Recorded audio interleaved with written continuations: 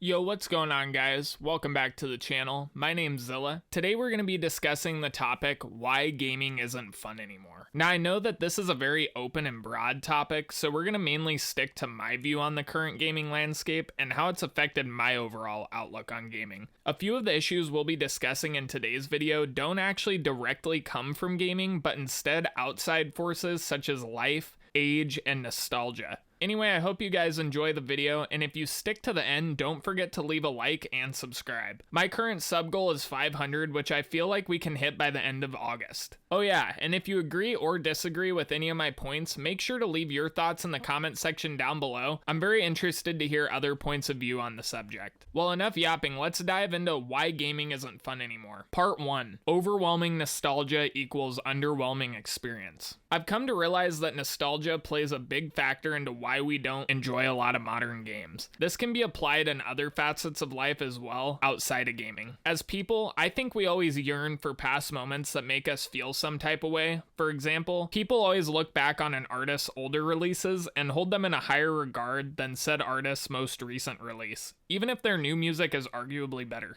Another example would be when Black Ops 3 first released, players wanted to go back to a gritty boots on the ground experience, so that made it to where some players didn't enjoy the game for what it actually was. Now, Black Ops 3 is regarded as a legendary Call of Duty to a large group of players, and some even want another futuristic COD title. Now, I know this isn't the case for everyone, but for most, it at least has a small but significant role into why we don't enjoy gaming as much as we did when we were younger. Part 2. Microtransaction Hellscape.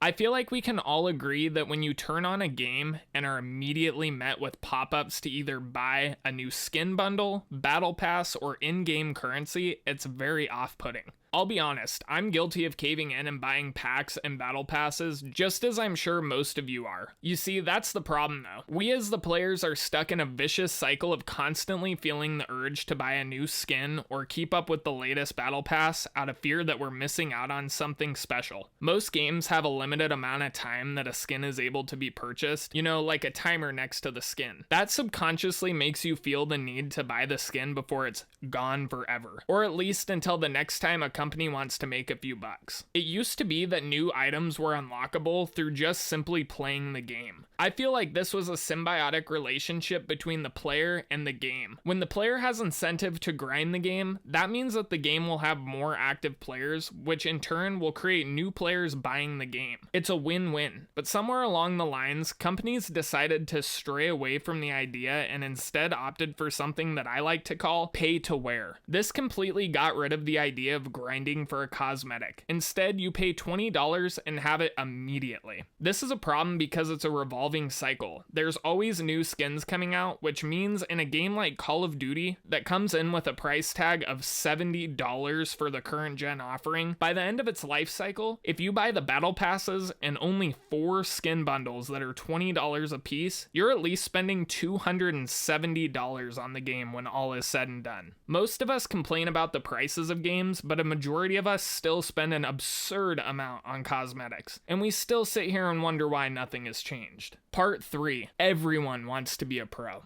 A lot of people have a false illusion that it's easy to make it as a streamer, influencer, musician, or other talent-based careers. I in no way am saying that it's impossible. Otherwise, I wouldn't be sitting here making this video right now. It's okay to dream. As a matter of fact, to anybody watching this video, I want you to pick out at least one of your dreams and focus on it every day for 6 months. Come back to this video after those 6 months and tell me if anything noticeably changed. I'm sure it will. The problem that I'm trying to shed light on is that less and less people play games for the enjoyment of just playing the game. Instead, they're playing for the sole purpose of trying to make it big. Once again, I want to say that if being a professional esports player is your dream, then by all means pursue it. Pursue it until you burn out or make it. However, for most of us, there comes a time when you realize you aren't going to be the next Nade Shot and win multiple championships. When that time comes, play for the sole purpose of having fun again. You know, like you used to after school back in the day. That's when the true enjoyment of gaming fully comes back. After all, gaming isn't a job for most of us. It's a hobby and a way to relax, so enjoy it.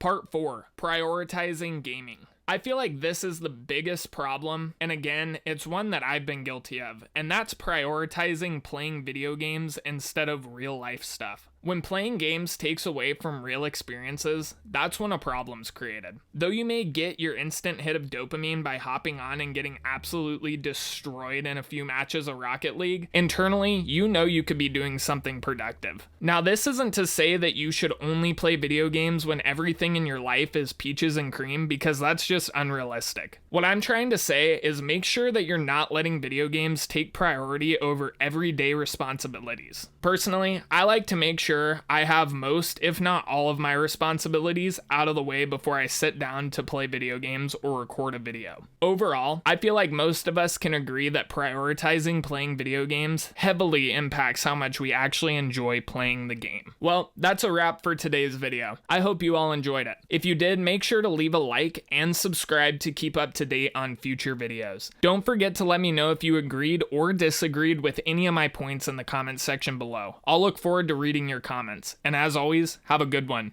Peace.